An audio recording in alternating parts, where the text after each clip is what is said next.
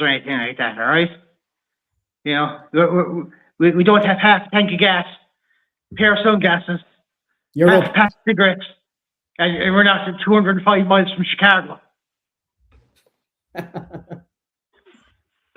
Ladies and gentlemen, welcome to tonight's show of Mauls, Balls and Alls, the Breakdown. It's just me and these two usual arseholes again for this week anyway.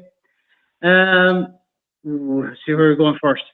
Matt, since you're there nice and handy, I'll slap this one to you. Lions 33, Connacht 21. What do you make of that game? Well, if I was a Connacht fan, I'd be very, very frustrated because I think they could have won that game, only they just let fucking Lions blow them out of the water in the first half, and that game was over at halftime. Now, to be fair to them, they came back in the second half, won the second half, but you know, I think with all the possession, all the territory that they had, I know more often than not that doesn't tell the proper tale, but I think they left that one out there. They could have easily done it. I know it's tough down in South Africa. They got a great win last weekend against the Stormers. It's hard to replicate that 2 weeks in a row down in South Africa and at altitude as well. So, but I really think I'd say they were kicking themselves after that because I think they could have done better. You know, at least they should have gotten 2 points out of it, a try bonus and a losing bonus point. You know, but look, you know, going out to South Africa is a very daunting task. To get one win is a very good result. You know. So, look, teams have gone down there plenty of times, and Leinster included, and gotten nothing. Do you know what I mean? So, I don't know. I think the stats of the game are a little bit harsh. I think because I think it's like 60% possession for Connacht. In terms of what they should have done, it's harsh in that respect. But you know. I don't know. I was very frustrated looking at it. I'm sure Connacht supporters were as well. Yeah, you know, because I'm looking here, Matt. They had 62% possession, 62% territory as well. Yeah, but yeah. Now look, that often doesn't tell a good tale, but you could see it on like a lot of the tries that they let in the first half were probably could have been. Yeah. They were kind of soft. That's the exact word, soft. There's no other way to describe it, you know. And you know, as Bevan has just said there, look, they fought in that second half and came back into it to kind of save their blushes. But you know, I don't know. It's a tough one to take. Yeah, but like to be honest with you, sometimes you see that the other teams they lose, but even though they have the possession, they have the territory. It's the fact that some teams work better with little ball and they just take the opportunities when they get them. So sometimes stats like that don't really mean anything at all. But Bev and Count there, they kept on fighting until the end. But some decisions went against us. We got 5 points, which is better than none, plus a lot of injuries as well during the match, which I suppose kind of two things. Sums it up perfectly, really. Do you know what I mean? And look. We know what these South Africans are like when they get it. They love open play, and they love running, and like that. Just because they didn't have that much possession, it when they score tries, they can have the ball for maybe half a minute, and they'll bang in a try. You know, they love running. They love that open style of play rugby. You know, they're quite quick at responding to loose balls. They pick it up and they go and they find gaps and areas on the pitch everywhere, you know. And what was that fella's name? Quan Horn. Was it Quan Horn for fucking Lions? Quan Horn, yeah. Yeah. So look, I mean, he had a fantastic game, you know. I think he was man of the match in the end, was he? Might have been, but this is a result. Who gives a fuck? Matt, I think Nigel Steins is rubbing off on you because not only did you mention Horn, you mentioned loose balls as well. So there's Nigel Steins joke in there somewhere, I think, anyway. But if he's listening, he'll throw something up for us. Yeah, Bevan is her first comment here. Hello, guys. Hope you're well. Hope the show lasts. Don't worry, we don't have Burke on with us, so we'll last. So do we, Bevan. We hope it fucking lasts. Okay, I didn't think of that. Mark Newton in here. How's lad some weekend of it? Yes, it's a good weekend, all right, from a Munster's perspective, I suppose. All good, Mark. All good. Absolutely. Yeah. Joe Lyons, no team wants the ball the way the breakdown is getting officiated. You either avoid it when in possession at all costs, or you kick the ball away. That's a really good point. Yeah, That's that's a really good point, actually, yeah. Do you know what I mean? We're seeing more and more of it where, fucking teams aren't competing at the breakdown at all.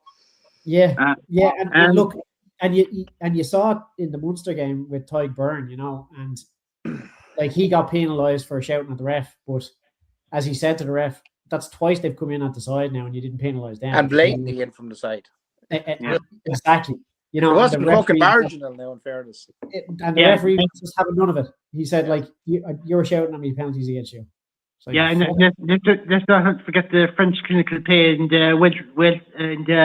Women's Six Nations game as well.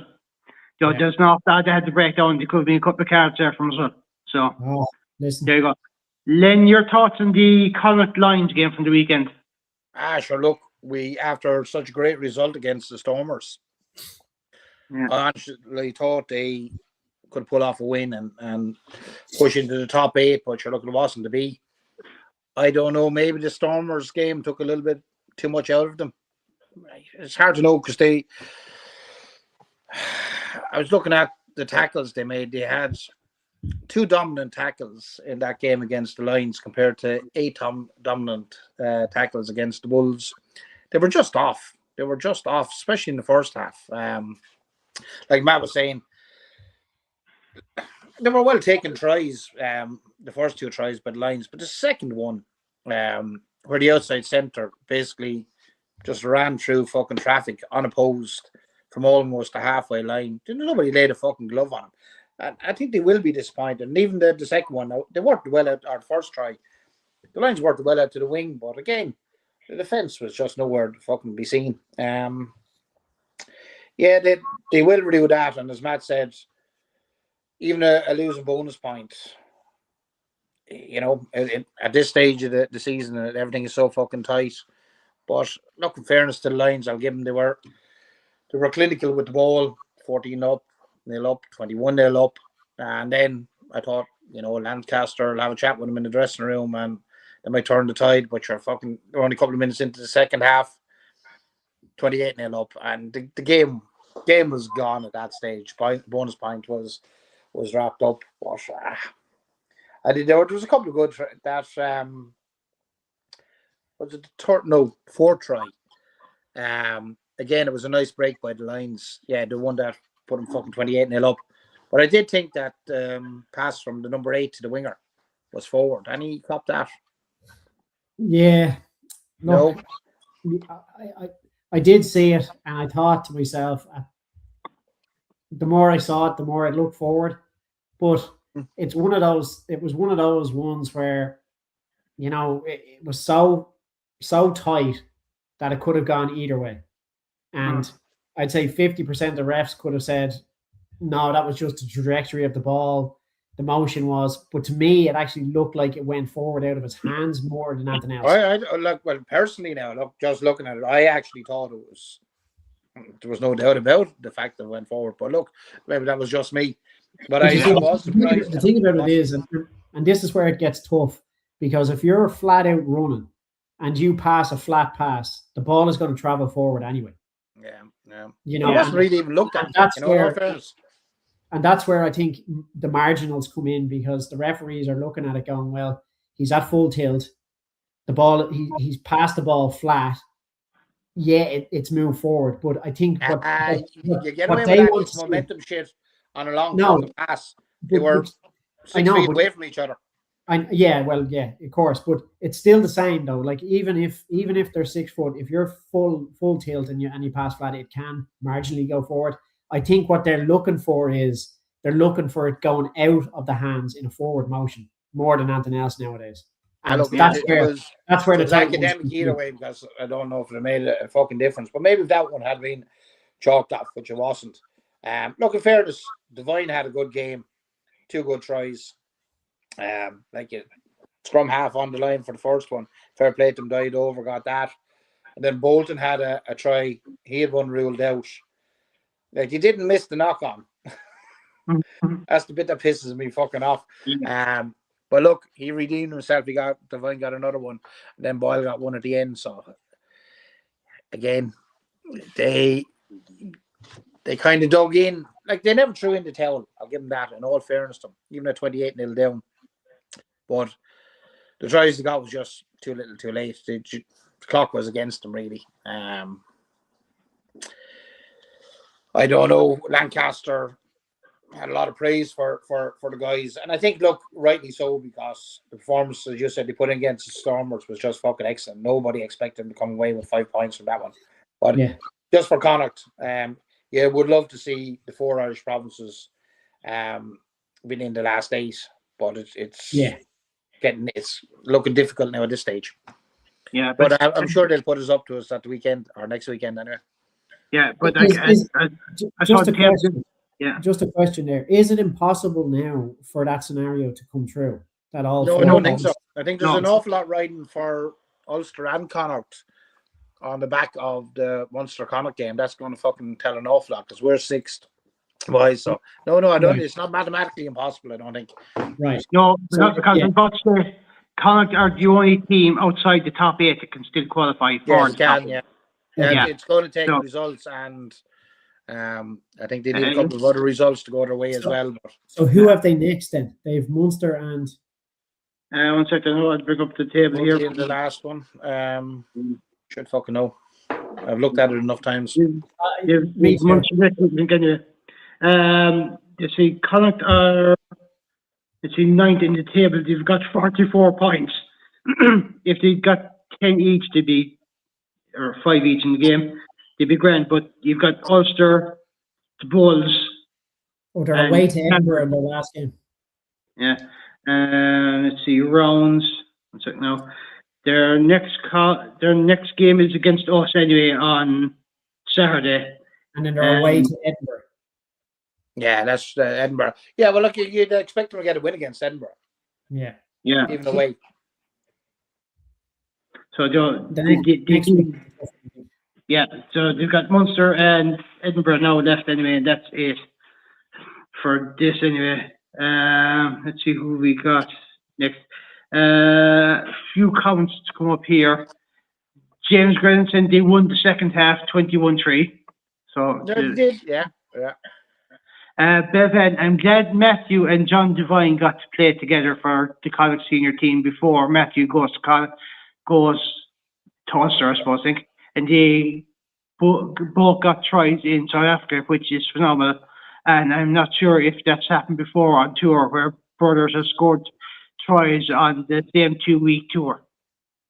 Might have happened at some stage, right? Maybe. I still think they're going to regret leaving Devine go, because he's shaping up to be an excellent player.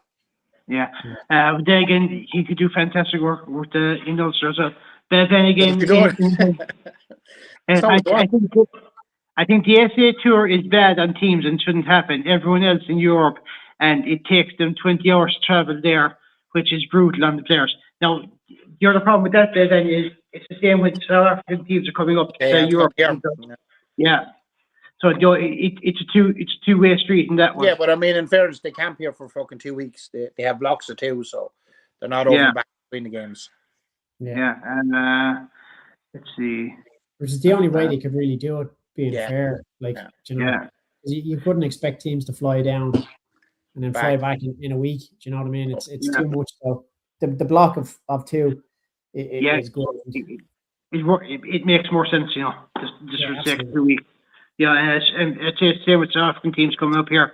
They prefer two games, even if you had to go to Scotland, Wales, and Ireland. If you choose to go to 2 of those countries, it's easier. Get them out of the way, then fly back to home to South Africa. Len, I'll come to you on this one.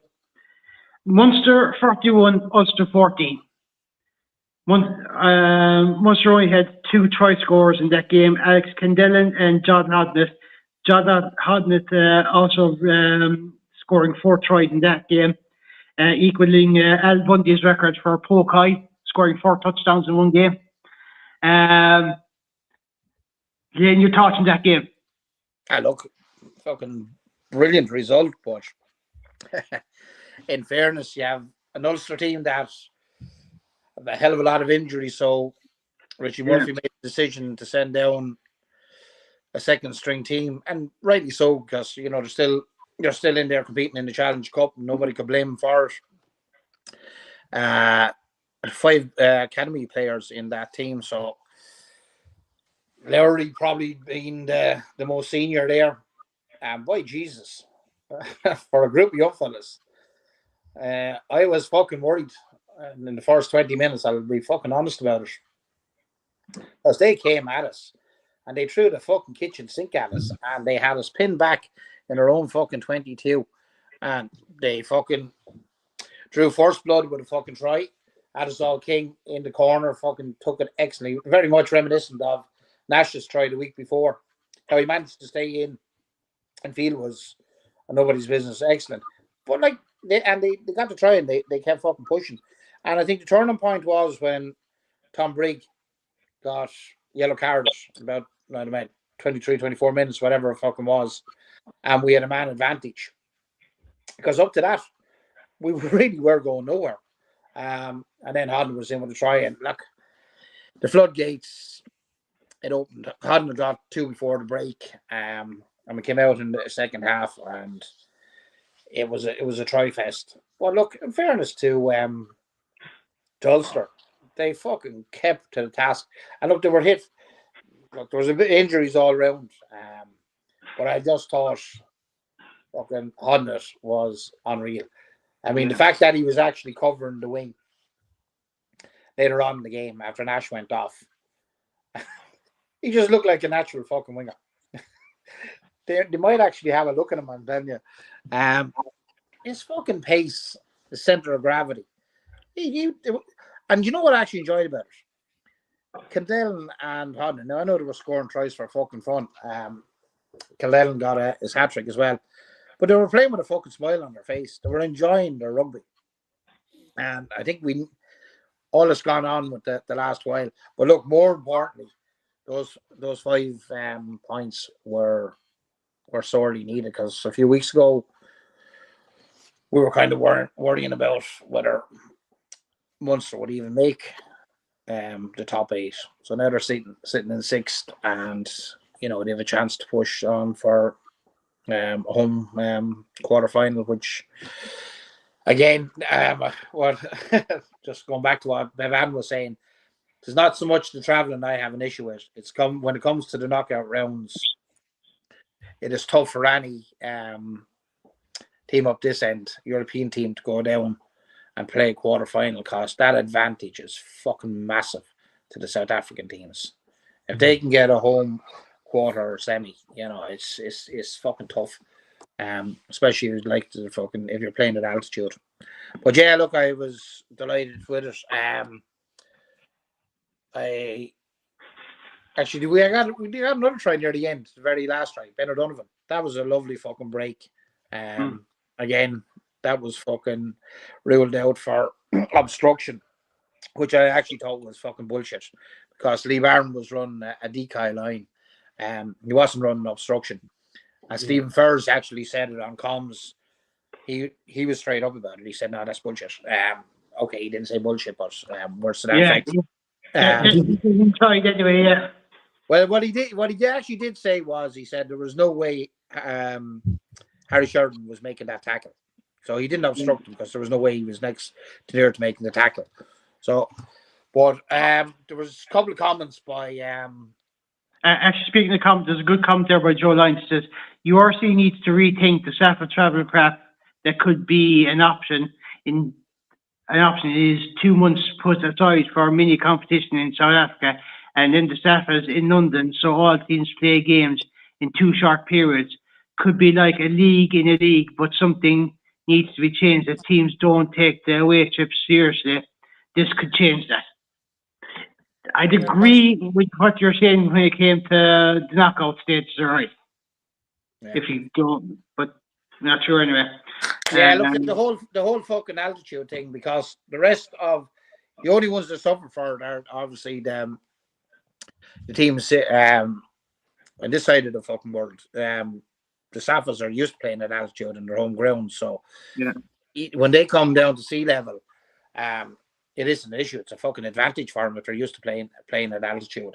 So I think when it comes to that, I don't think it'll be changed, but it'll be a much fairer system if it was played on a neutral ground. You know what I mean? If they had a home quarter, but look, I don't think it's going to be changed. But yeah, no, sorry, just come back to what I was saying. Macmillan was saying post match.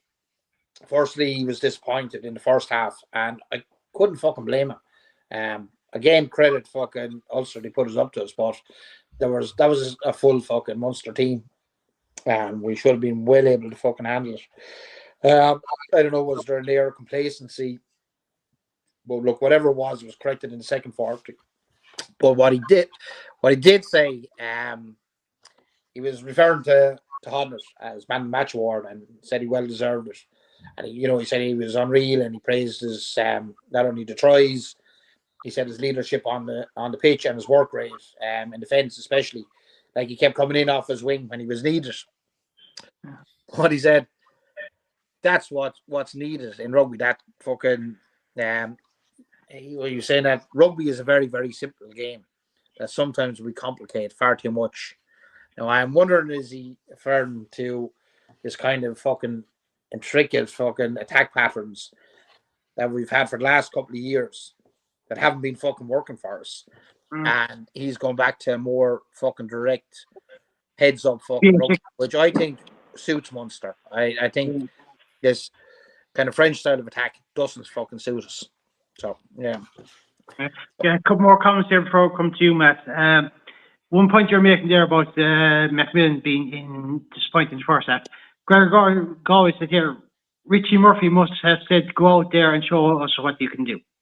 So maybe that's they had to prove something there, Joe. They did, because there's a good few lads in that. You'd be quite happily if you're stuck to start them in the URC next season. Yeah, so a lot of those had points to prove. There's jerseys up for grabs, and they were willing to take it. Burkin here as well. Hodnett would remind you a bit of Dan Sheehan. They appear all over the park. Yeah, that's true. Yeah. Just Bevan. Bevan, another Burkin here with Bevan. It was an interesting match. Feel sorry for Tom Farrell. He looked in so much pain, and his shoulder wouldn't go back in, so they had to get him off the pitch without being stabilised, which would have been so painful. Actually, that's a good point. I actually forgot about that, because that was the only drawback of the match was fucking injury. We have Ollie Jaeger, who was only back after 3 months after serious concussion issues, went off now with another fucking HIA, and more than likely his season's over. And reading a couple of comments, some of the pundits might reckon it might be time for him to call it a day. You'd hope not, but Farrell then obviously as well. Byrne got fucking dropped. Fucking hell. Yeah, not a good time. And in fairness, Ulster had a couple of injuries then as well. But Nash and Jaeger, they'll be a loss. Yeah, Niall Stein's in here as well. Let the Saffas go broke playing in Super Rugby. If there was no cameras there on Saturday, there'd be no proof that Connacht lost. Saffas can't get enough punters to fill a tin of tuna. Mike Sheedy in here as well. Sorry, Munster Young Guns did us proud, like they did old school Munster teams. Also missing Jack Crowley. Great teamwork, job done. Yeah, it was. Mark Noonan, Munster scored nearly 90 points over the last couple of games. Is massively encouraging. The Coffins could do with a home quarter final. Yeah. They could, but I'm not sure about that anyway, but we'll see. Matt, your thoughts on the Munster-Ulster game from the weekend? Look, I was actually billing this to be a belter of a game, and I thought the way it started was the way I wanted it to go. Not in terms of, like, I didn't want Ulster slaughter and fucking Munster, but I just wanted to see that back and forth, Ulster score, Munster score, Ulster score, and I thought it was going to be a really attritional game.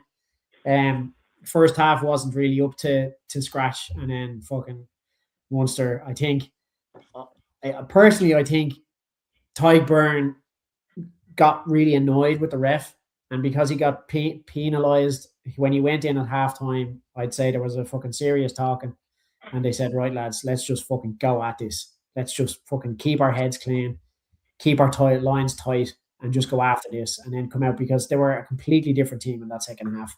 And like as you've mentioned, with the injuries and stuff that Munster went through, with Ollie Jaeger going off, Tom Farrell going off, Kildella came on and he scored a fucking hat-trick. Like, fucking hell. Like some of them substitutions, although they were probably on a little bit earlier than they were expected to come on, they were the making of that fucking game, because they changed it completely. Yeah, because if you look at Mark Noon's comment there, it says JK, Crowley, Nash, Ollie, Tom. There is some injury list from the game. Yeah, so you've got to say that the young lads that came on as replacements in that game really fucking stepped up, because like I'm naming them again. Kildella came on and he was like a fucking man possessed, and like he came on to fill fucking Tom Farrell, but then like fucking halfway through the fucking second half, I see him on the flanks in a fucking scrum as well. Yeah, so they were all over the place. Yeah. They were all over the place. So but you can see that was most pleasing about it. But you can see what the mentality is, and what Macmillan is doing for that team. He's given them the encouragement to do what they know they can do on the park. He's given them the flexibility, but he's also given them the belief. And when all these lads went off, there was a lad coming in straight away to take the fucking position and go, yeah, I'm here. I'm going to fucking do the job, lads. And I think that's what he was alluding to in the post-match interview when he said, "Oh, 100%." No, look, and look, that was my perspective. And like John Hodnett scoring 4 fucking tries, I don't think any back has ever scored 4 fucking tries for Munster in the history.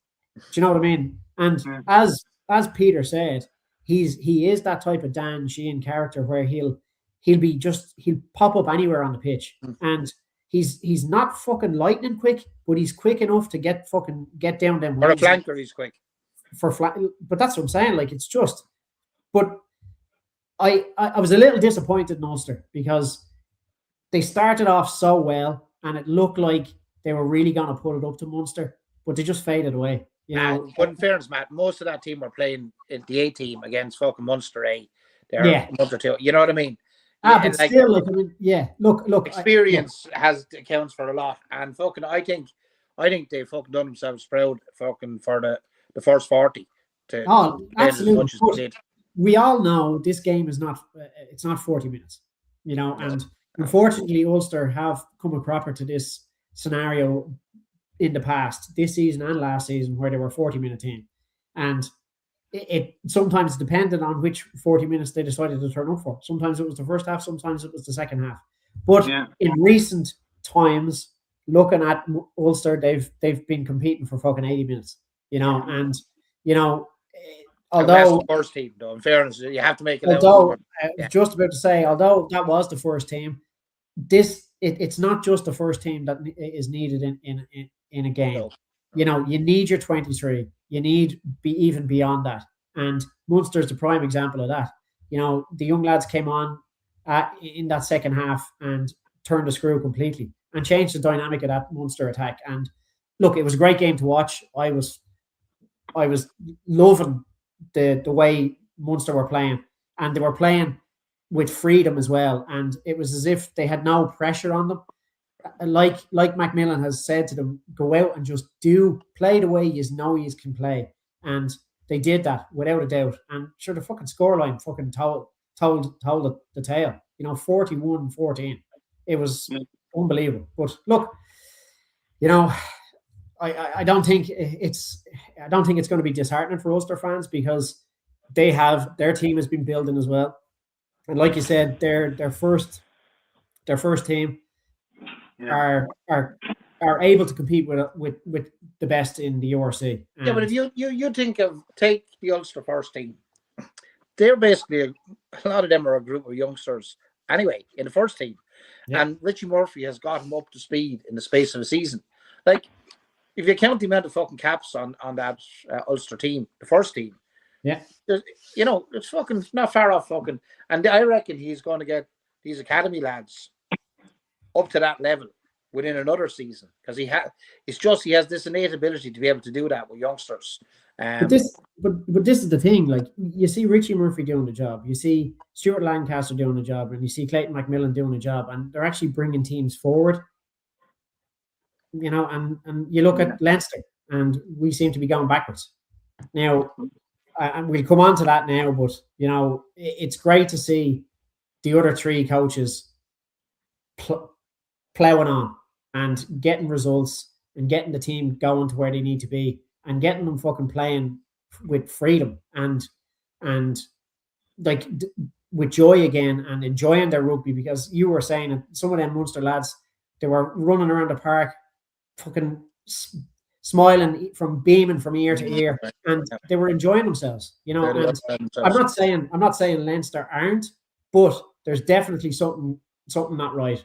And you know, shouting at the fucking Leo out brigade, I really disagree with them, but it's becoming more and more prominent and prevalent that something needs to change. Whether it's Leo, whether it's Nian Aber, whether it's fucking both of them, I don't know. You know, but definitely something has to change. Yeah. We have a few more comments here. Greg always said, true, we have a 40-minute team the next weekend. He's in here again saying we need that for the weekend, an 80-minute performance. Pauline Boland, yeah, the Munster match was great to watch. The replacements made a difference. We got stuck in and got the job done. I was pure delighted. Were you at? Yeah, were you at? Nobody can think us baldy bollocks yet. Well, Jesus. He's a cantankerous baldy bollocks. Am I wrong? Hey, you're not wrong. I didn't say you were wrong. Who are you talking about? Me? You're the only baldy one here. I didn't get the first bit of it. What was the first bit you said? I said, calm down, you cantankerous baldy bollocks. I didn't say a word. I never said a word. Yes, I'm right. What do you think I said? I just get my retaliation in early, that's all. Oh, fair enough. Work away. Matt is gone. Matt's gone down. Yeah, look, we're coming on to the Leinster match. He just made his excuse. Yeah, I'm still here. Can you hear me? No, we can't. Thank you, Matt. We can't hear you. No, don't worry. We don't know you're there at all. Let's turn this camera off. I'm back. The screensaver came on the laptop. Yeah, you got black screen there as well, Matt, so we can't see it, thankfully. And folks, this is our tech guru here. Yeah. No. Yeah, you look better with the black screen, Matt. I'll give you that much. Yeah, there's no need for that now, Danny. That's a bit below the belt. I know. I'll take the black screen. I was going to say something else, but then I stopped. Yeah, we won't watch there too much. I tell you what, there's one good comment there by Joe Lyons. There's a good comment there by Joe Lyons. It says, injuries have been insane last 18 to 24 months in all of the four teams. Hard to pinpoint how or why we're having so many players dropping.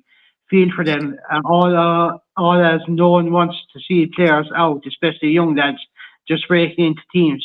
Very tough to get in to have to drop back out again with injuries. Yeah. Well, look, it's a full contact fucking sport. Injuries fucking happen. Look, injuries do happen, but like it's very rare we have that many injuries across the board where you're struggling then to fill prop positions and possibly now fucking centre positions. Do you know what I mean? Yeah, but there are also the fact that especially Leinster fucking, whether it's down to your strength and conditioning or whatever it is, you haven't had a lot of injuries over the years. Do you know what I mean? We've been very lucky, to be fair. A Munster on the other fucking hand, fucking mobile fucking physio table down there. We seem to be getting a little bit better, but look, fucking shit happens, I suppose, is the way to look at it. Yeah. Since you're there nice and handy, and since Matt, I have you there in your hand, you know, and you're back with us and you don't have the black screen or anything like that. Benetton 29, Leinster 26. What do you make of that one? Well, I can tell you what, I wanted to put my fucking foot through the fucking screen and tell them lads to kick the fucking ball out and take the draw.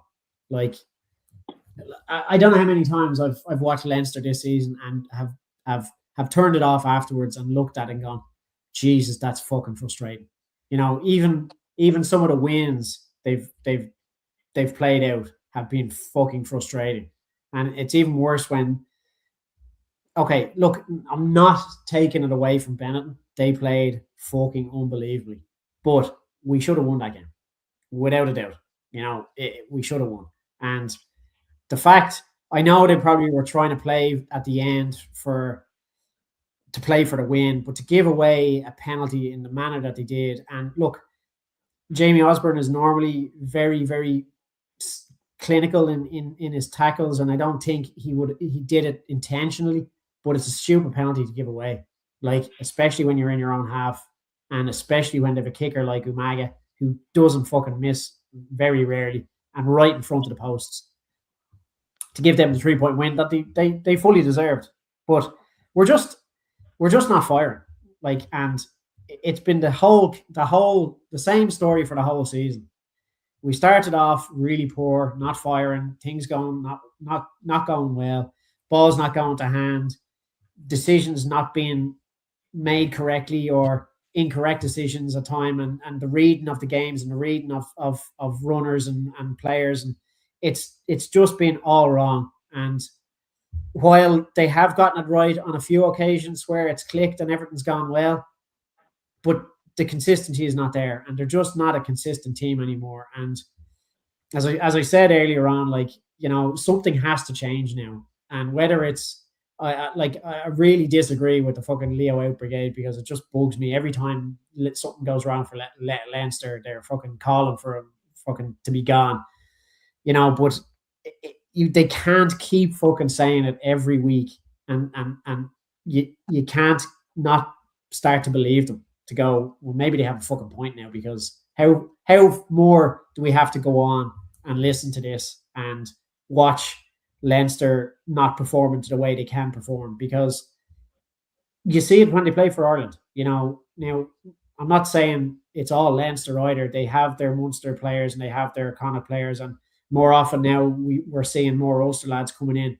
But as a sole group in Ireland, when they're together as Leinster players, along with their compadres in Munster, Ulster, and Connacht, they seem to play much better. So there's something's not right. Yeah. I'm not an elite performance coach or manager or anything like that, but the results speak for themselves, and when you're going away and you play Benetton, where you're ahead and you storm out the blocks and you score. Well, they did score early, but you take control early and you're 14 points, you're 7 or 12 points ahead, and then just let them back in. And look, as I said, Benetton were fantastic, and the quality they have on that side are brilliant, but we should have seen that game out, Yeah. And I think they probably should have just turned around as a collective team and gone, right, lads, it's 26-all, it's fucking 80 minutes, let's just kick the ball out and take our 3 points and be done with it. And that's not a loss. Do you know what I mean?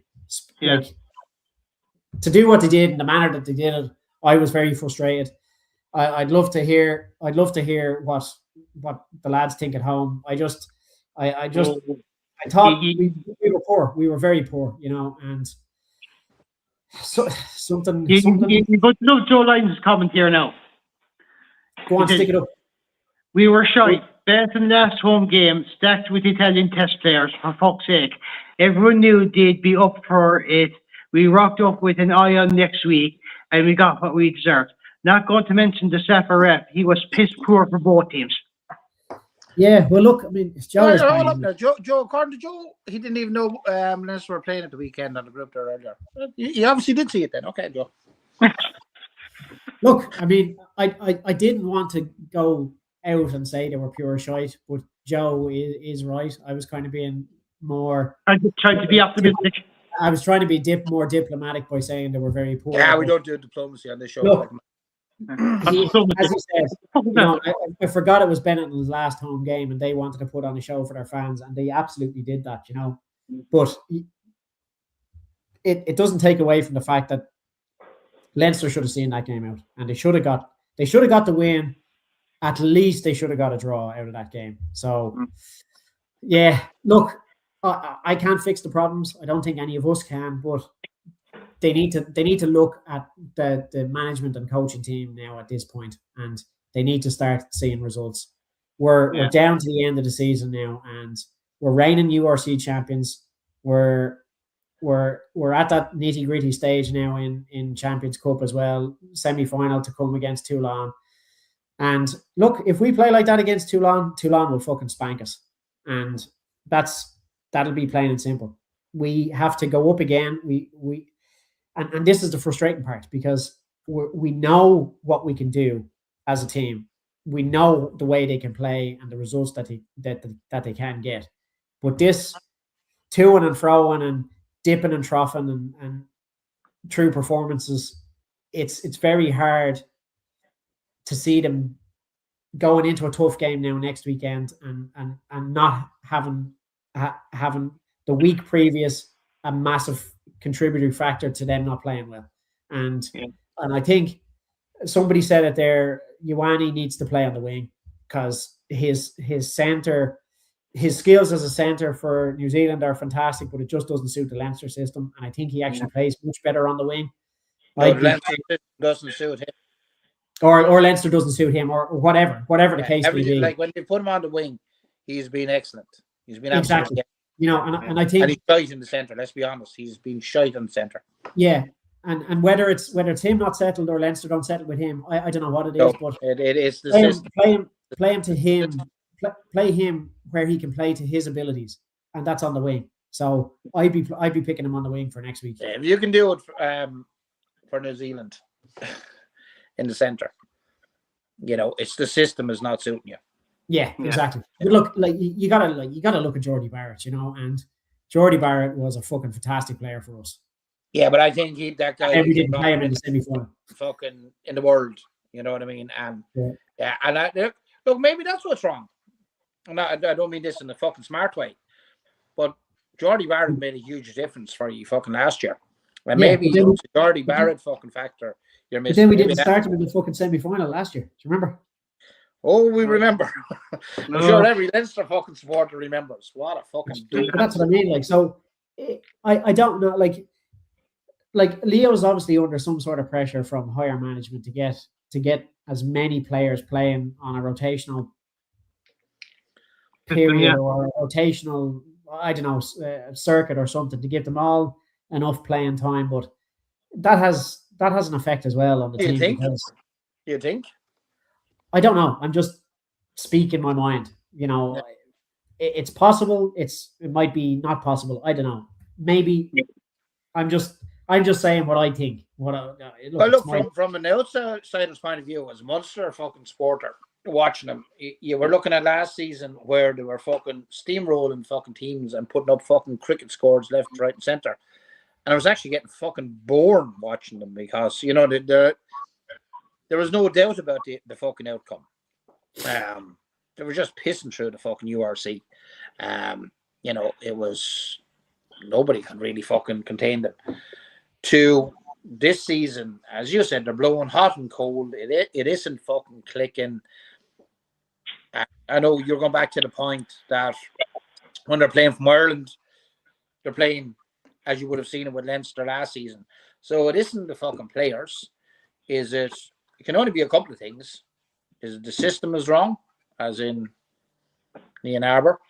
Are the tactics wrong? Or is it mindset? Because these guys haven't lost the ability to fucking play. Are they jaded after a Lions tour? Maybe, I don't fucking know. We seem to, like, they did look jaded after the Lions tour when the internationals all started to come back for the URC games, and they were piss poor. But after, you know, 3-4 fucking weeks of that, they got back into the swing of it and they started fucking winning again. And now they seem to be tailing back again. Is it a monkey on their fucking back because the whole fucking Champions Cup? Is it that? They're like, you know what I mean? Are they fucking, I don't know. And like, but there is something. I don't know what it is. You said, but there's something fucking wrong there. You're nailing on the head on all the points, and I think it's probably a little bit of Bit of everything, all as of them. you said, All of them, you know, yeah. which is not good for their mentality either, because So then it's a mental thing, really.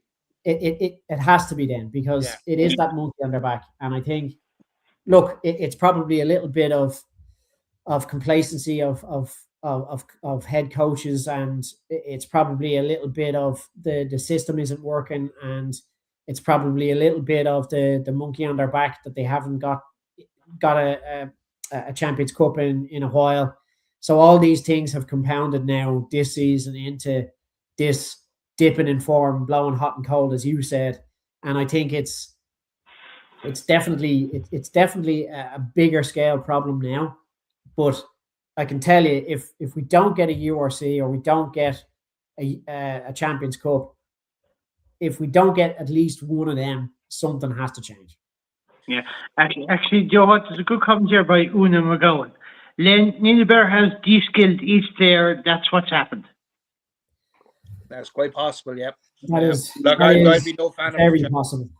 You know, and look, I don't look personally, but I'd be no fan of his fucking system. And put it that way. Look, I mean, I've said it before. Look, the chap clearly knows what he's doing, and he has that pedigree because his system has worked. Whether it's a case that the skill in his system hasn't transferred to the Irish players or the Leinster players or whatever it may be, there is no doubt in this guy's abilities as a coach. Yeah, it's just something that hasn't transferred. It's gotten lost in translation or whatever. You know, I'm not going to blame him because he's a South African. We all know we're all not, as a country, we really aren't favourites of the South African people anymore, which is great for a bit of rivalry. And it's only a bit of fucking banter and all. It's a bit of banter, but it's great. You meet them in person, like they're good old crack. Oh, look, of course, and absolutely, but it's this rivalry is what we want. You know, we want to be able, like, it's a compliment to us, regardless. Like, if they're badgering us and slagging us and going, we've got 4 World Cups, you know, and you've got none, and you can't get it past the quarterfinal. It's have to do better than that. You know, it's fucking brilliant because we're actually threatening to them, and I think it's actually a compliment. I believe it's a compliment from them to be at us like this. So whatever we're doing, It'd be worse if they didn't notice you. Yeah, exactly. Yeah. You know, but this is the thing. Yeah. So I can't really go full Heller Skelter, Mike Reedy, and blame fucking Ian Aber because I don't think it's fully his fault. From the moment he came in and the system started to change, I just didn't fucking like it because, in my opinion, their defense, it worked. As I said before, it worked on the fucking big physical teams like La Rochelle, and it did get you over the line in the likes of those games. But there was a trade-off, and for me, the trade-off was Leinster's free-flowing attack. That's it. And that could be it. That could be it exactly. You know, that could be it exactly. But look, here we are. That's one comment there before it comes to Leinster thoughts of the games. The answer is on the back of winning your lotto ticket. And even if we were to win both the URC and the Champions Cup this year, it can't paint over the cracks and issues that are in Leinster at the moment. Change is needed. I think Joe Lyons is spot on there. I really think he is. You know. Yeah. Now, Len, before I come to you, Joe Lyons again said, "Len, fuck you." And what did I say? I want to know what you said. He is again dogs abuse here tonight. Bring it up. Because you're a big baldy contentious fucker, as Danny said. Working here, great impression there, Matt, of the lads calling to the house looking to tarmac my driveway. That definitely wasn't a great South African impression, but I like it. Actually, James Grenn does a very good one. No, all fair. He does, to be fair. His is better than mine. He does. Yeah, but with South African accent seems to be kind of a bit of a Dutch kind of twang to it, maybe. Either way, Len, your thoughts. Where do you think they came from? Yeah, I know. Either way, Len, your thoughts on the Belfast and Leinster game. Look, we said a couple of weeks ago that Benetton are no fucking slouches, right? They are a good team. They have a lot of fucking quality fucking star players. And we also said that they're more than capable of taking a scalp. And they're taking a few, right? And in fairness, like Munster only barely beat them 45-15 there last week. So Matt can't be expecting miracles off of Leinster. Yeah. Not for everybody, Matt. No, it's not. I think Matt predicted that Benetton were actually going to spank Munster there 2 weeks ago. They didn't spank us now. They only barely fucking won. So, but They didn't spank us either, Matt. We put No, they 30, didn't. 30 points on them. But sure, look, I mean, You just got the province wrong. It was That's Leinster the that thing. went down to Benetton. but this is why it's frustrating, because if we had played them 2 weeks ago, we would have spanked them. Oh, would you? Why would you? That was only last week, by the way. Sorry, if we had played them last And why week, would you spank them last week and not this week? because we would have played really much better last week, and then this week we Would don't you? play so Just for the fucking crack. Yeah. Yeah. Not when it Yeah. matters. Yeah, look, no. I didn't see the game. I recorded and I didn't get a chance to look back, and I saw the highlights of the game. But it is very hard to comment on the highlights of the game. You just see the fucking tries, right? So you don't see the context or the build up to the fucking tries. So I can't give an opinion really one way or the other. It's about as pointless now as me deciding which colour to dye my fucking hair. It's just meaningless, right? So, but I did see the tries. I couldn't see. Now, I did see. I was following them on my phone, and I checked in near the fucking end. It was 5 minutes score, whatever, and I went, "Whoa, fucking 26-all!" I actually couldn't believe that they were drawn. And then I checked in fucking a couple of minutes later, see how it fared out, and to see that Leinster lost. I was actually shocked, to be quite honest with you. But I didn't actually realise, because I said I only saw the highlights, that you didn't kick it out on full time. So you don't get that from the highlights. There's no point in me commenting on the game. But the result, like I said when we were doing the predictions here last week, I had no doubt that Leinster would beat Benetton. Now I knew Benetton would put up because I didn't know it was their last home game, and I did think they'd put up a performance, and it's in them. But I still didn't think they'd beat Leinster. So yeah, so you don't see the nuances as you said that. So they had an opportunity to take the draw and they didn't, and then they gave away the penalty. Yeah, shut up. Yeah. But look, there's something. Look, this can work one of two ways. Do you know what it was like? If you saw the France England game when they were at the end and fucking England were piling on the pressure to see out the game, and Pollock got the ball and then fucking dropped it, and then Itoje made the ball. Yeah, well, Pollock dropped the ball, handed over possession. Then Itoje it was a very similar phase of play where Leinster lost the ball, then gave away a penalty at a breakdown where Osborne actually inverted the player at the breakdown. Right. So he inverted when he kind of went on his back, and the penalty, it was just a penalty, and it was right in front of the post, about 5 or 10 meters in from the half. I actually saw the penalty in the highlights. Now, no fair. So it was. Yeah. They could have just kicked it out, but it was 2 minutes. It was like 82 or 82 and a half minutes or something. They could have just kicked it out and got a draw. Yeah, just take the points and got. Yeah, definitely. Yeah. So but then again, like, if they had retained the ball and won the thing, they'd be heroes. So.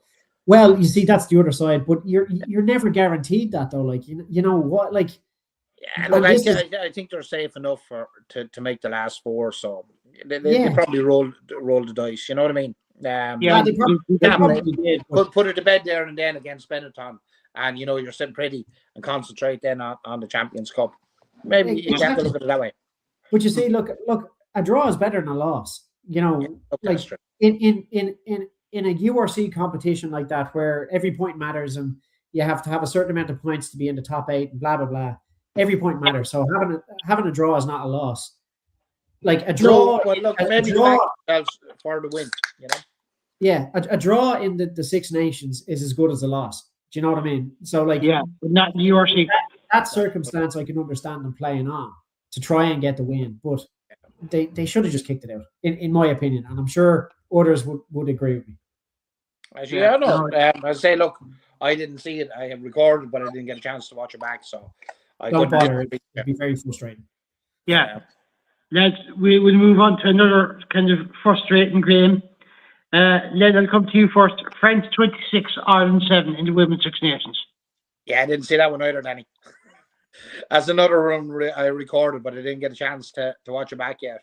Did you see the highlights?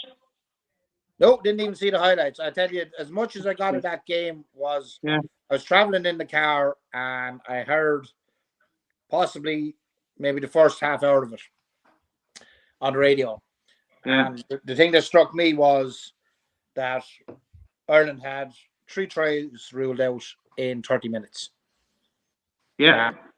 That's as much. There was one for double movement by Brittany Hogan. One of them was knock on from the ruck just before the line for Maloney McDonald scored. And someone else was held up as well. Okay. Yeah. So that's why I'll ask questions, Danny. You saw the match far away. What did you think of the game, Danny? Yeah, it's nice having a bit of a role reversal now for a change. To be honest. What did you think? Nice bit of experience there for you now. Were France worth their win? If you were looking at the first half of the game, you had thought Ireland were the far better team. The way they were able to go forward and get to a line, the way they're kind of moving in between players, getting through gaps and everything like that. But the French were very clinical at the same time at the breakdown. So coming in over the breakdown, there could have been a few cards. The referee could have spoken to them. I think King should have had a word with the referee saying, look, just slowing this down an awful lot at the rock. Can you have a word with them? Or at least Did she? Didn't, no. But, so was it a case of maybe captain being a little bit too quiet? Inexperienced. It could have been that, but with any captaincy, it takes a while to. You learn these things. Yeah, sometimes you have to make a mistake to learn the lesson. Look, I think Caelan Darcy was a little bit like that at the start when he was first captain for Leinster and Ireland, and I think it was that little bit of inexperience of how to talk to the referee and how to get the referee on your side of thinking. I think poor Aaron King suffered a little bit from that, where it was a little bit of inexperience, a little bit of confidence, exactly in talking to the referee to go, listen, we're doing everything we can here. You're fucking penalising them or us when we're actually on side on the breakdown and they're not rolling away. And I think there were several occasions there where the referee should have given them a yellow card. Like, they were warned about 5 or 6 times, and yet in the next phase of play they did it again and the referee just let it go. Like, and you're like, fuck off. Yeah, but you see, I've seen it with some players here and there. They have a natural flair for captaincy and dealing with people and stuff. They would just look at the referee and even just give him a physical contribution, physical kind of like here, and the referee would say, "Let's, ladies, whoever, cop yourselves on. You're infringing too much, Or, yes, but as you referenced earlier in the show about Tyke Byrne, speaking to the ref, and the ref have none of it. Now, there's a guy with a hell of a lot of an experience, and as a captain. So for King not to be able to actually fucking, tackle the ref. Yeah, I think the referee in that instant just got a bee in his bonnet because Tyke was shouting at him, and that was if Tyke had probably approached it in a better way, but you could see he was frustrated because it was clear. He was right, but I didn't think he shouted at him. I think he made his point. I didn't think he did either. But no. You've got to say to the ref has said he shouted at me, so you got to Yeah, you can take it on the chin, but but I think Mary didn't actually manage to make her point at all, is what you're saying, Danny. She didn't really challenge. No. Yeah, it's something. Look, some players have a great knack for dealing with referees. They can read the referee, know how to approach him, know how to deal with him. I think she needs a bit more experience that way, but it's a learning curve and it's going to be a hard one. In saying that, though, the intensity of the Irish squad, with the way they played for the 80 minutes, holding up to France, the scoreline doesn't suggest it. But we did push them and we pushed them hard. We batted them where they could, but the French players just had the quality that we didn't have in certain areas, and some of the tries coming in there as well. the fact we were 7-all at half time, the 3 tries were disallowed. There were valid reasons for them being disallowed, but at the same time, if those mistakes weren't made, we'd have probably had what? We had been going in at least 17-7 up, or maybe 17-0 up. Oh, sorry. That's a huge swing. 22. It had been going up 22-17, and that could have been an absolute game changer in that respect as well. But I'm proud of how they played. They've improved so much over the last 3 years, and it's evident now. There was one situation in in the line-out in the second half, and the French scrum half, Bourdon News, she was trying to get the referee was saying to Bourdon News to get the ball away. I could see Dorothy Wall literally getting in her face, yelling at her, saying, use it, or she's trying to get the ball. That's the sort of kind of, in-your-face attitude. Well, I think she was owed that now, in all fairness, after the Six Nations. And did we target her at all? We did, yeah, but like Bourdon News is like Antoine. It's like facing a female version of Antoine Dupont. She needs a good dig in the head.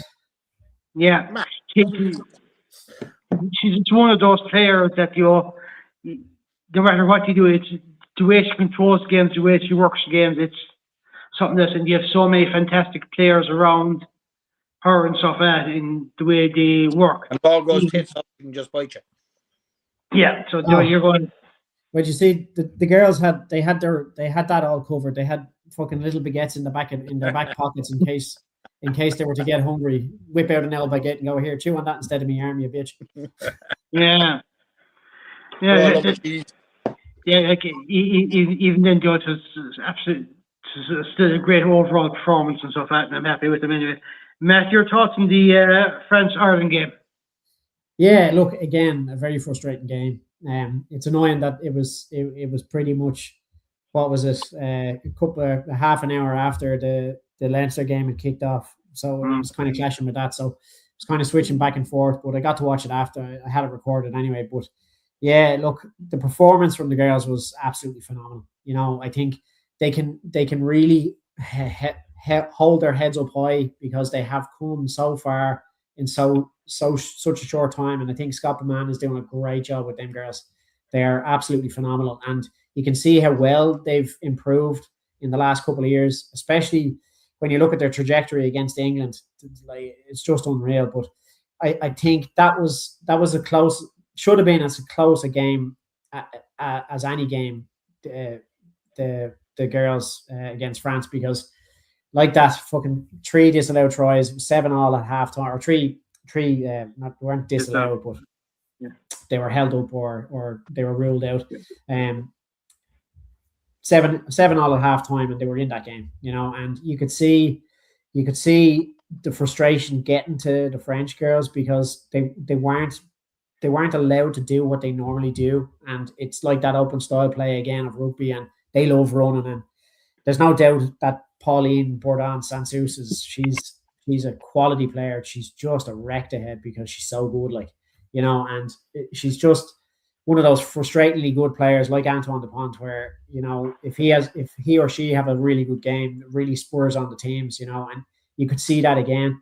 I was a little disappointed in the officiating because, again, like I said, there was a lot of infringements going on at the breakdown, and it was the lack of inexperience from Erin King as well, not to approach the ref, or a lack of confidence or whatever it may be, to just try and get the ref on her side, because she definitely would have had a point to be made, because they just weren't. They were lazy. They were slow at the breakdown, so not rolling away on time, slowing the ball down, I think cynically at times, and the referee just didn't ping them at all, and even got to a stage where it was like 5 or 6 times, gave them a warning, and then they do it twice more in the same kind of passage of play. And it's just like, either fucking penalise them or do something, it's gone beyond a joke. I hate blaming referees, but it was clear and obvious. And I think that's where the kind of inexperience from the captaincy kind of came in, because as we've said, look, she'll grow into that role. She'll get more experience. She'll get more comfortable. She'll get more confidence in talking to the refs and getting them on her side and getting them to see her point of view. But I think if that case had been put forward to the ref, it might have just changed things. But Maybe. the effort that they put in, you could see it.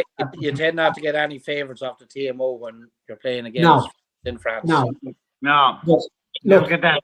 When it was all done and dusted and the final whistle blew, when the girls were coming off the pitch, they actually did a lap of honour, and everybody in the stadium was on their feet cheering them, and even the French supporters were cheering them off the pitch because they played out of their skins, and they should be absolutely proud of themselves because they are going the way they need to go. They're getting better.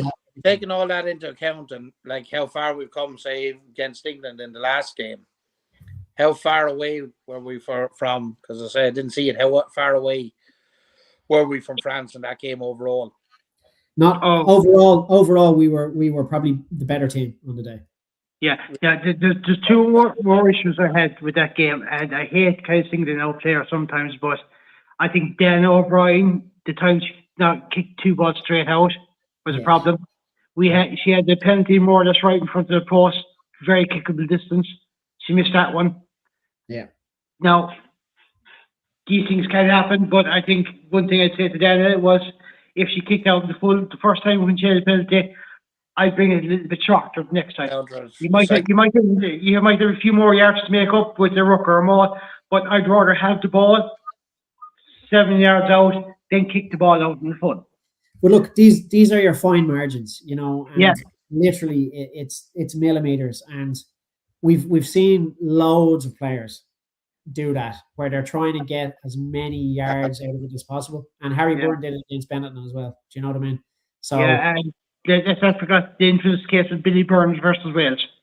Yeah, and look, I'm sure they've all done it. I'm sure every actually the one thing every kicker has at some stage is a matter of weight. The one thing I don't fucking like, tens. I said this before. Carry an awful lot on their shoulders. They have to play infield. They have to orchestrate the forwards and the backs. So when it comes to kicking, okay, maybe not when you're kicking for touch, but look, that shit can happen, right? As Matt said, you're looking for the last couple of fucking inches out of the thing right into the corner flag to give your team an advantage. But kicking at the post, anybody can have. Look, the top golfers in the world lose multi-million-dollar tournaments because they're putting us off on the day. On another day, they'll sink 9 out of 10 of those, and when it comes down to it on a particular day, they miss fucking 4 out of the 10. So it is very hard to pin a loss on a 10 based on a kick. I know that's their job, and it's a key part of it. But and especially in Ireland, all our fucking hens get an awful lot of fucking slack over their fucking kicking. But what I say as well, it was in the second half so that Stacey Flood hit on the French player, of course. She absolutely I felt that one. That was a bone rattler and a half. He fucking melted her. It was probably one of the best hits I've seen in a long time. Yeah, I mean, like she Flood hit her and she literally bounced back. Her soul is a couple of seconds behind her, as well. You could see the outline is not that big. You could see the outline of her body on the screen, and her actual body was back a little bit further. The flood is not that big, like so. She's not a fucking. She's slight enough. But it was just one of those perfectly timed tackles where your technique was perfect, your speed was perfect, your contact was perfect, and she just fucking melted her. Yeah, so that absolutely perfect ball rattler of a tackle. And you know, it's that one where you get up on the receiving end and you're actually fucking winded and you're like, and you can hardly breathe. You feel like you're going to be sick. Yeah, it's one of those things, Joe, where you feel like you need an oxygen mask and a stretcher and a 5 or 10 minute break just to get yourself together again. Yeah, it was like, just when you're winning like that, it's like the air's forced out and your lungs actually stick. You're like, the air actually won't go fucking in. I tell you, it was just the perfect hit. It was just unbelievable. Yeah, no, there was one other build up, I think, to the second disallowed try as well. Ireland had. There's a beautiful breakaway up the middle. I forget who it was. I think it was Wafer or someone like that. There's a beautiful build up though going forward and stuff like that. And the top is absolutely perfect. It's just whoever I think it was we ended up getting held up or something like that. So it's just a great breakaway. So it shows you we have come on and off that. I think it was Eva Wafer, and she had an absolute storm over the game. She Yeah. really was. She was a mess. I mean, to be honest with you, nearly every player from 1 to 23 had a fantastic game. Yeah. To be honest with you. And even then, a couple of scrums were under French pressure, the fact that we ripped them apart a few times here and there shows you how much we have coming along as well. Oh, absolutely. Yeah. I'll go through a few comments here before I get your predictions for the 2 games the weekend. Mike Sheedy, Irish women team did great work on night, but everyone should remember that this France players more games time together. Irish team only have a few games together. They're just proud of night. Yeah, I suppose it's a French kind of elite one as well, which is kind of like their top 14 variation. And look, they have a couple of years of being professional over us as well. So that's. But look, we do have a few professional players in the setup now, and we had the Clovers and Wolf game as well. So like they've had a bit, they have a bit of game time under their belts. Yeah, the gap is closing. That's all we can say. The gap is closing, and that's what we want. And it's just taking time. Bevan, it was good. It was a good match. Just annoying when our matches clash, and so we have to watch 2 matches at the same time. It's the same for the next match. Clashes with Connacht versus Munster match. Oh, I think that's the women's game again anyway as well. Joe Lyons, the French got as many decisions as Munster playing Leinster when Murphy is officiating. Which Murphy would that be now, Joe? Out of curiosity. Joe has turned into an awful fucking staff. He's blaming fucking refs left, right, and centre. Fucking hell. Even historical fucking results now at this stage. Yeah, it's kind of like you having the bad hair there, insulin. That's it, Danny. What is his name? Is it Frank Murphy, is it? Francois? Yeah, Francois. At least it's not Larry. I'll tell you something now. And Joe is actually wrong because Murphy gets so much stick for being an ex-Munster player. Every time there's an interpro, when he gets to ref it, I don't know it is fucking subliminal or what it is, but Murphy actually tends to give more fucking 50-50 decisions to Leinster. So stick that one in your fucking pipe, Joe. Well, here, listen. And watch the fucking games back. Better Frank Murphy than fucking Larry Murphy. Actually, well, Larry Murphy might give us a fucking few fucking contestables. Frank's more like leading Frank Spencer. He goes there. Is it? All right, I get your predictions for the weekend. Matt, Leinster hosting Toulon Saturday. How do you see that one going? Oh, Jesus Christ. If I was going on the performance against Benetton, I'd be very worried. But look, the way this team peaks and troughs at times, I'm gonna go. They'll get shit right this weekend and they'll get to a final. It's gonna be close. It's gonna be tough. Again, they have to get their game plan right. They have to get their tactics right, and they have to get their handling, and they have to get their discipline on board. If they can do all that, they have a shot at beating Toulon. Being the fact it's at home as well gives us home advantage. If they don't get them things right, I could see a very bad day at the office. But I'm going to remain positive and say Leinster will win it by 6. Len, your thoughts, Leinster Toulon the weekend. How do you see that one going? Yeah, well, look, there's 2 ways of looking at the Benetton game. Either the heads drop or it'll give them a kick in the fucking arse. To be honest with you, I think, as we said earlier, Matt, I think maybe, as I said, I didn't see the game, but maybe not kicking the ball out to end the game when they were level. Maybe it was in their minds to put the fucking URC behind them and secure that top 4 and not have to worry about it. And that's why they were hoping to go for the win, and then just concentrate on Champions Cup. So I don't know. Look, I think Leinster, and there's so much class in that fucking team. But I do think it's going to be a fucking tight game, and it is going to be very, very hard to call. If they were playing the way they were last season, it'd be a Leinster win all day. Yeah, Matt said you don't look. It's a little bit. You don't know which team's going to fucking turn up, but you could never rule Leinster out. There's too much quality in there. But like Toulon are a quality fucking side as well. I think it's going to be a cracking game. I think the home advantage will stand to Leinster, and they'll edge it. Then I'll come back to you there now. Ulster hosting Exeter Chiefs in the Challenge Cup semi-final. How do you see that one going? Well, I sincerely hope Ulster can do what we couldn't against Exeter, because we had a fucking disaster against them. Yeah. I think Richie has a couple of players. I think Postlethwaite is good to go, and I was just listening on the radio there fucking earlier this evening. So yeah, look, I'm hoping for an Ulster win as well in this one. So I don't know. Again, it'll be another good game. 2 good games at the weekend. 2 very good games. So you're hoping for an Ulster win? Hoping for an Ulster win. And I think they can do it. Look, I'm hoping for both provinces to win, but look, I think both games will be tight. We'll see. But it'll be 2 enjoyable games, put it that way. Yeah. Actually, Bevan in here saying Timney is back, which Megan is delighted with. Timney's back as well. I heard that as well. Yeah. Megan, Bevan, since I have you there, you're about 108.5 points behind me in the Women's Fantasy Rugby League as well. After 3 rounds, it's getting tight between the 2 of us.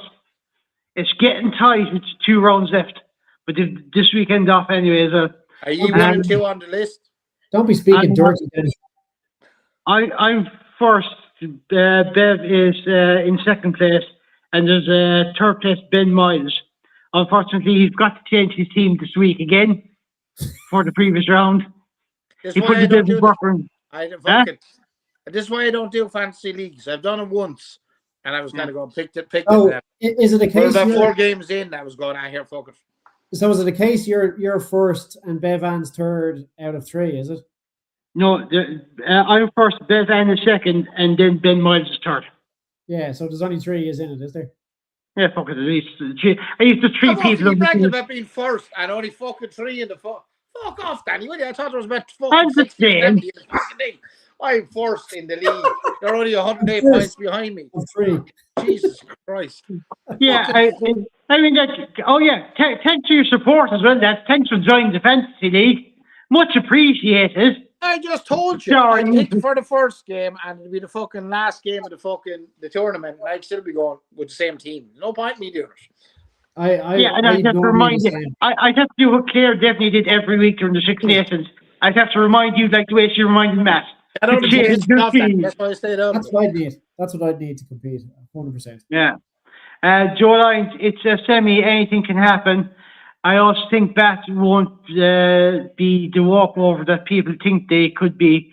Push UBB. I think Leinster will just have enough, but we could be playing that in the final. Matt, your thoughts on the Ulster Exeter game?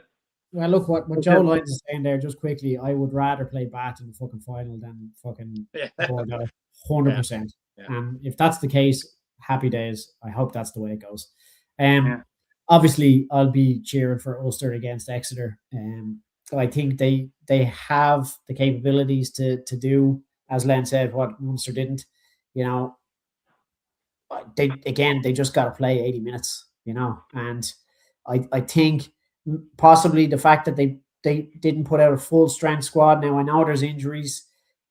They've got players coming back as well. Nick Timoney is a massive boost for them going into this game, and I think it'll be very, very like the Leinster Toulon game. It's going to be as tight as a nun's knickers, and it could be a score in it. But I'm gonna go Ulster to get to the final. Before we finish up, 2 last comments here. Joe Lyons, bring back Burke. Nah, chance. He keeps the chow on point. Nah. This is Monday night. I hope. Mike Sheedy, Leinster and Ulster win. We keep Irish rugby. Yep. Yeah, I mean, like Mike Sheedy's like myself. If Munster aren't in the competition or can't win it, and you're a problem to do. That's it. And for finish up, your club won at the weekend. They did.